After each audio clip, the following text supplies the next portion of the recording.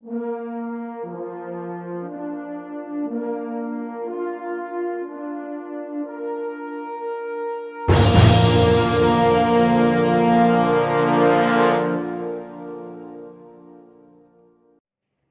Two DN Patel maths classes.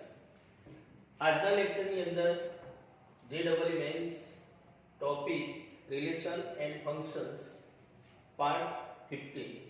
અત્યાર સુધી 14 પાર્ટની અંદર આપણે 104 સુધીના પ્રશ્નોનું સોલ્યુશન મેળવી ચૂક્યા છીએ. આજના લેક્ચરની અંદર આપણે જોઈએ આગળ કેટલાક પ્રશ્નોનું સોલ્યુશન.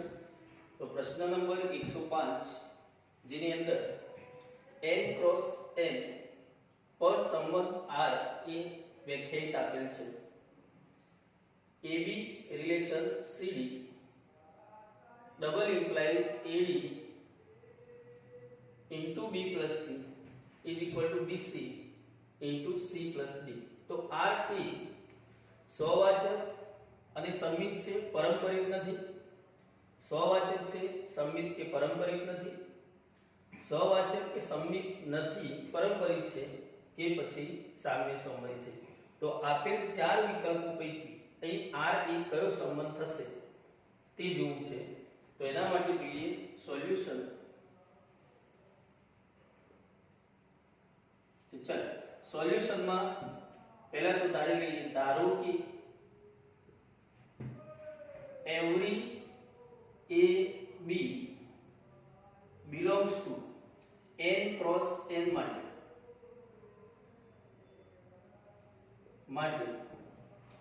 AB નું રિલેશન એ AB સાથે છે. એનો મતલબ કે AB ની ક્રમયુક્ત જોડ એ સંબંધ ગણ R ની અંદર છે એવું આપણે માની લીધું, ધારી લીધું. તો એનો મતલબ એ થયો કે AB પ્રકારની ક્રમયુક્ત જોડ એ આપેલ ગુણધર્મનું પાલન કરે છે એવું માની લીધું. ચલો ચેક કરીએ કરે છે કેમ. તો AD D ની જગ્યાએ કોણ છે? તો અહીં આપણે ABCD એ પ્રમાણે વિચારીએ તો D ની જગ્યાએ કોણ છે? B, એટલે કે AB into B plus C. તો C ની જગ્યાએ કોણ છે? A, તો B plus A is equal to BC. C ની જગ્યાએ A into C એટલે કે A plus D એટલે કે B. તો આ ગુણધર્મ જોવામાં આવે તો AB સાથે B plus A નો ગુણાકાર કે BA સાથે A plus B નો ગુણાકાર, બંને પરિણામ કેવા થશે? સમાન. એટલે કે અહીં આપેલ આપણું પ્રેરણ એમાં T પક્ષ તો હંમેશા સત્ય હોય અને સાધ્ય પણ સત્ય છે. મતલબ તર્કની અંદર જોઈએ તો પ્રેરણનું સત્યતા મૂલ્ય T તો શું આવે? T. એનો મતલબ કે અહીં આપેલ R એ સ્વવાચક સંબંધ છે. ચલો સ્વવાચક સંબંધ છે. હવે જોઈએ સંમિત છે કે કેમ. તો સંમિત માટે વ્યાખ્યા યાદ કરો. તો AB નું રિલેશન CD સાથે હોય અને તેવી જ રીતે CD નું રિલેશન AB સાથે હોય તો આપેલ R એ સંમિત સંબંધ થશે. તો ચાલો ચેક કરીએ. એના માટે બે ઘટકો લઈશું, every AB અને CD belongs to n cross n માટે. તો AB નું રિલેશન CD સાથે હોય તેવી ક્રમિક જોડ R માં છે. પક્ષ છે માટે સત્ય છે. સત્ય છે એનો મતલબ કે એ ગુણધર્મનું પાલન કરે છે. અને અહીંયા આપણને આપેલ છે કે AB નું રિલેશન CD સાથે હોય તો ગુણધર્મ કયો બને? તો AD into B plus C is equal to BC into C plus D. હવે AB અને CD ને અદલ બદલ કરવામાં આવે તો પરિણામમાં અહીં આપણે જોઈએ તો પરિણામમાં ફરક શું આવશે? તો BC D ની જગ્યાએ B આવે, A ની જગ્યાએ C આવે. મતલબ જે જમણી બાજુ એ ડાબી બાજુ થશે અને ડાબી બાજુ એ જમણી બાજુ થશે. તો C plus D is equal to AD તો પક્ષ તો સત્ય હોય જ, પણ અદલ બદલ કરવાથી મળતું પરિણામ એનું એ જ મળે છે, ઇક્વલ. તો એનો મતલબ એ થયો કે CD નું રિલેશન AB સાથે હોય તેવી ક્રમિક જોડ R માં છે. મતલબ દ્વિપ્રેરણમાં પણ આપણે જોઈ ગયા છે કે 2T હોય તો તેનું સત્યારતા મૂલ્ય T થશે. આ T થાય તો અહીં આપેલ સંબંધ R એ સમમિત સંબંધ છે. ઓકે, તો સ્વવાચક છે, સમમિત છે. હવે ચેક કરીએ પારંપરિક છે કે કેમ. તો પારંપરિક ચેક કરવા માટે કેટલા ઘટકો જોઈશે? 3. અગાઉ આપણે શીખી ગયેલા છે. AB CD અને EF belongs to n cross n માટે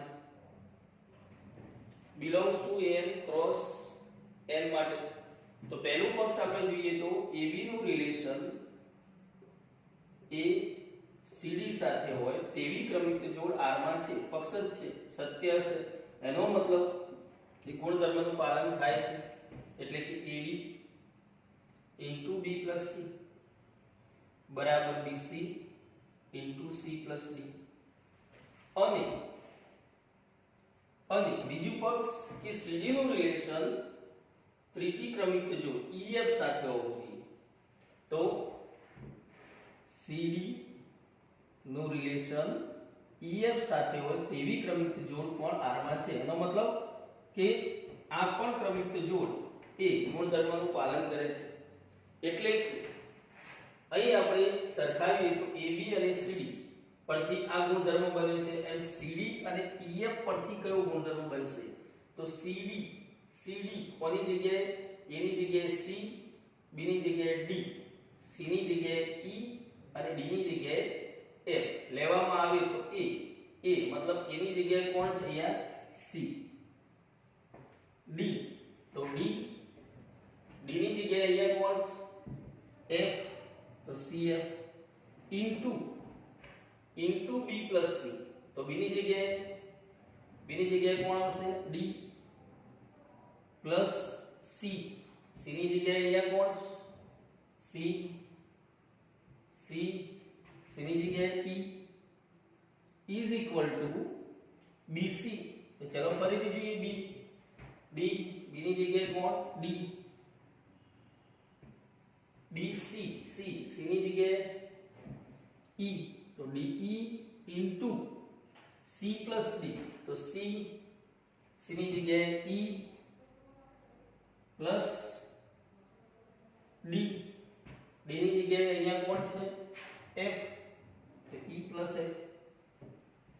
ચલો આ બંને થયા પક્ષ. હવે જો AB નું રિલેશન CD સાથે હોય, CD નું રિલેશન EF સાથે હોય તો આપણે પારંપરિક સંબંધની વ્યાખ્યામાં જોઈ ચૂક્યા કે AB નું રિલેશન એ EF સાથે હોવું જોઈએ.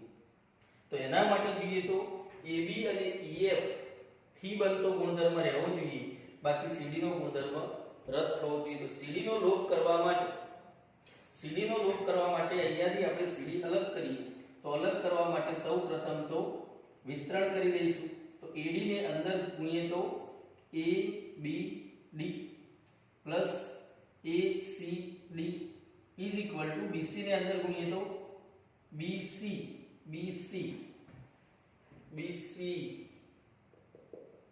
અહીંયા કઈ મિસ્ટેક છે.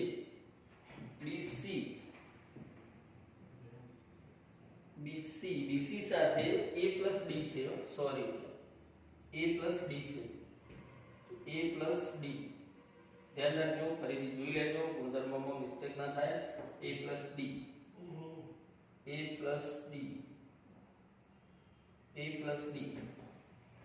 તો ચાલો BC ની અંદર ગુણીશું. શું થશે? ABC plus BCD. ચલો હવે શું કરવું છે આમાં? ABCD માંથી CD ને અલગ કરવા છે. તો AB ને અલગ કરીશું, CD ને અલગ કરીશું. તો ચાલો અહીંયા AB વાળા પદો કયા છે? AB વાળા પદોમાંથી AB કોમન લઈએ તો બાકી શું રહેશે? D - C is equal to બાકીના બે પદોમાંથી ડીસી કોમન લઈએ, ડીસી તો ડીસી કોમન લઈશું, બાકી શું રહેશે બી માઈનસ એ. ચલો હવે AB અલગ કરવા છે અને CD અલગ કરવા છે, તો AB વાળા પદો એક બાદ લઈ લો, AB B માઈનસ એ આ બાદ લઈશું તો ભાગાકારમાં આવશે B માઈનસ એ, અને સામે DC upon D minus C થશે. ચલો તો અહીંયા આપણને આ મળ્યું. એવી જ રીતે આની અંદરથી પણ CD રદ કરવું પડશે, તો CD અલગ કરીશું, તો અહીંયા આગળ પણ શું કરીશું વિસ્તરણ. ચલો વિસ્તરણ કરીએ તો CDF પ્લસ CEF બરાબર DE અહીંયા પાછી મિસ્ટેક હતી પેલી A એની જગ્યાએ અહીંયા કોણ હતું, એની જગ્યાએ કોણ હતું C, એનો મતલબ કે અહીંયા કોણ હશે C plus F હશે, C plus F. તો ચાલો વિસ્તરણ કરો તો શું થશે CED plus EFD. હવે CD અલગ કરવું હોય તો CD વાળા પદોમાંથી CD કોમન લઈશું, બાકી શું રહેશે F, અહીંયા શું બાકી રહ્યું E, આ બાજુ આવશે તો માઈનસ થશે બરાબર. EF વાળા પદોમાંથી EF કોમન લો તો બાકી રહેશે અહીંયા D, C આવી જશે તો માઈનસ થશે, મતલબ D માઈનસ C. ચલો કામ શું હતું આપણું કે CD વાળા પદો અલગ કરવા, EF વાળા પદો અલગ કરવા, તો શું કરીશું CD. ચલો CD વાળું પદ કયું D માઈનસ C, આ બાજુ આવશે તો માઈનસ, આ બાજુ આવશે તો ભાગાકારમાં આવશે, સામે EF upon F minus E સામે જશે ભાગાકારમાં જશે. ચલો તો અહીં આગળ આપણે જોઈએ તો DC upon D minus C અને અહીંયા પણ DC upon D minus C બંને કેવા થયા ઇક્વલ, તો એનો મતલબ AB upon B minus A અને EF upon F minus E એ બંને પણ સરખા થશે, એટલે કે AB upon B minus A બરાબર EF upon F minus E equal થશે. ચલો હવે અમે ચોકડી ગુણાકારમાં ગુણાકાર કરીએ શું થશે, ચલો AB નો ગુણાકાર બંને સાથે AB F minus AB E બરાબર EF ને B માઈનસ A સાથે ગુણી દઈશું તો E F B minus E F A થશે આ રીતે. ચલો તો હવે મળેલા ચાર પદોમાંથી શું સેટ કરું છું, ગુણધર્મ પાછો મળે છે કેમ ચેક કરવો પડશે, તો ગુણધર્મ પાછો મળે છે કેમ એ જોવા માટે ચલો ચેક કરો તો શું જોઈશે AD એનો મતલબ A અને D, તો અહીંયા શું હોય CF, તો CF વાળા પદો કયા જોવા મળે CF એટલે આપણા માટે લાવવાનું શું રહેશે CF, એટલે કે આની જગ્યાએ લાવવાનું થશે AB, માત્ર વિચારીશું આપણે આવું રિલેશન EF આવું લાવવાનું છે, તો એનો મતલબ શું થયો કે CAD તો આના પ્રમાણે શું હોય CF, પણ આના પ્રમાણે શું થાય AF, તો AF વાળા પદો જુઓ, AF વાળા પદ અને બીજું AF વાળું પદ ક્યાં જોવા મળે છે આ F વાળું પદ, એને આ બાદ લઈ લો, એમાંથી AF કોમન લો તો બાકી શું રહેશે B plus E. ચલો AF સાથે B plus E, તો B plus E છે કે કેમ એ ચેક કરો, B plus C, તો B ની જગ્યાએ કોણ B અને C ની જગ્યાએ કોણ E, તો B plus E થઈ ગઈ ડાબી બાજુ.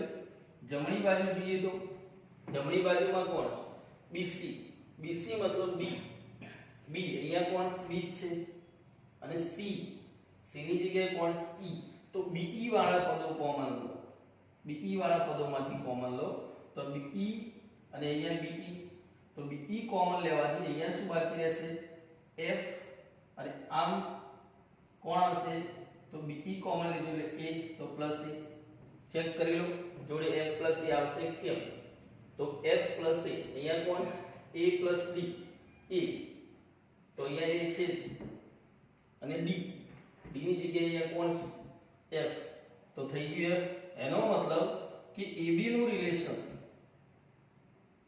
રિલેશન એ ef સાથે છે મતલબ શું થયું કે ab નું રિલેશન cd સાથે છે cd નું રિલેશન ef સાથે છે અને અહીં જોતા ab નું રિલેશન ef સાથે છે એનો મતલબ કે આપણને અહીં પ્રશ્નની અંદર આપેલ ra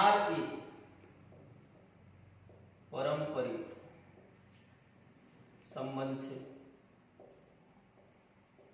તો r એ સ્વવાચક સંબંધ છે r એ સંમિત સંબંધ છે અને r એ પારંપરિક સંબંધ છે તો પરિણામ 1 2 અને 3 જોતા r એ સામ્ય સંબંધ છે યાદ કરો સામ્ય સંબંધની વ્યાખ્યા કે ત્રણેય સંબંધ શક્ય હોય તો r એ સામ્ય સંબંધ છે તો આપેલ પ્રશ્નમાં આપેલ વિકલ્પો ચેક કરીએ તો સામ્ય સંબંધ છે એટલે કે આ પ્રશ્નનો આન્સર આવશે ઓપ્શન ડી